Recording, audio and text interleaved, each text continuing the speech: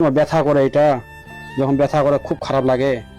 3 থেকে 4 লক্ষ টাকা বের করা সম্ভব না, ওষুধও আমরা দিতে পারবো না, একমাত্র অপারেশন ছাড়া। পৌরসভায় সব জায়গায় দরখাস্ত দিচ্ছি, কিন্তু বলছে ফোন দিবে, পরবর্তীতে কেউ আমার যোগাযোগ করেনি। এই ভিডিওটি প্রচুর পরিমাণ শেয়ার করতে বলছি, হয় কিছু সহযোগিতা করুন অথবা এই ভিডিওটি শেয়ার করে সহযোগিতা করুন। তাহলে আপনি ফোন করছিলেন না?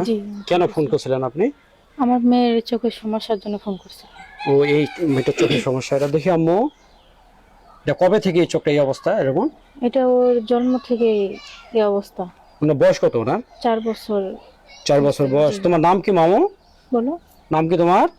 সুমন। সুমনা। স্কুলে যাও তুমি? স্কুলে যাও? ও আচ্ছা, ওটা কিভাবে হয়েছে ভাবি ওই সমস্যাটা? এটা এখন সিজারের অবস্থায় হয়েছে নাকি সেটা অতটা শিওর বলতে পারবো না, তবে ঢাকায় নিয়ে গেছিলাম, তো ওখানে বলছে দ্রুতভাবে অপারেশন করতে। দ্রুতভাবে অপারেশন করতে বলছে? ও আচ্ছা। ঠাকুরগাঁও দেখাইছি, গ্রামীণে দেখাইছি, তো এখানে ওরা দেখতে চায় না। দেখতে চায় না? না, বলতেছে আমরা এটা কি করব, এটা আমাদের কোনো ওষুধও আমরা দিতে পারবো না, একমাত্র অপারেশন ছাড়া। ওষুধ এখনো কি চিকিৎসা চলতেছে? না, এখন ওরা চিকিৎসা করতেছে না। এখন ঢাকায় যেতে গেলে তো ওর জন্য আমাকে অপারেশনের টাকা নিয়ে যেতে লাগবে, কারণ ওরা চোখ দেখলে ওরা অজ্ঞান করে, করার পরে চোখটা দেখে আর ওখানে অপারেশনটা করতে চায়, কিন্তু আমার কাছে তো ওরকম সামর্থ্য নাই যে আমার মেয়ের চিকিৎসা করার মতো। ওটা কি নরমাল হয়েছে না সিজার হয়েছে? সিজার করে হয়েছে। সিজার করে হয়েছে।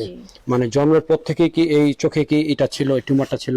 সেটা বলতে পারবো না, কিন্তু সিজারের পরে এটা আর কি ওরা দেখাইছে যে ওর এটা এরকম এই সমস্যা। জি। কি ব্যথা করে মামুনি তোমার? ব্যথা করে চোখটা তোমার ব্যথা করে? কয়দিন থেকে দেখি আম্মু এই পাশে ঘুরে তো।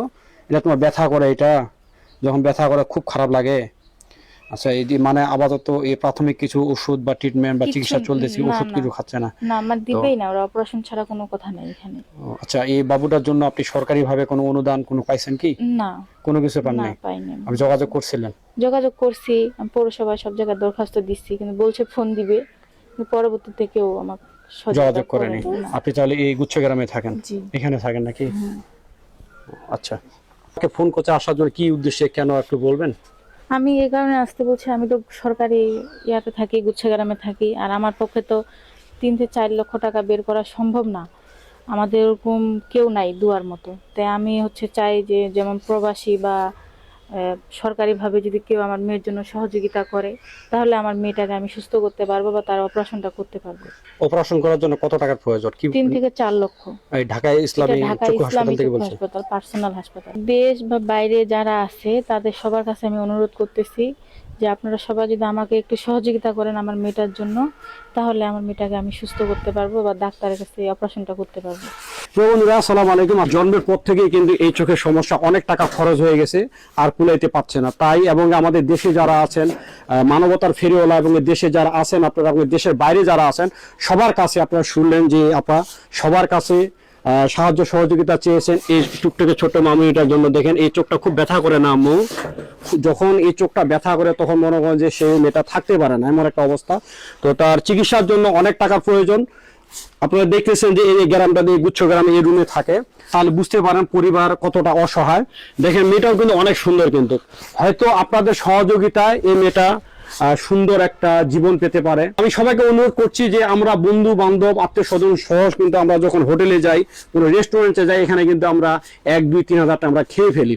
তো আসুন আমরা সকলেই যে যতটুকু পারি এই ছোট্ট মামুনিটির পাশে দাঁড়াই, হয়তো আপনাদের সকলের সহযোগিতায় সুন্দর একটি জীবন পেতে পারে।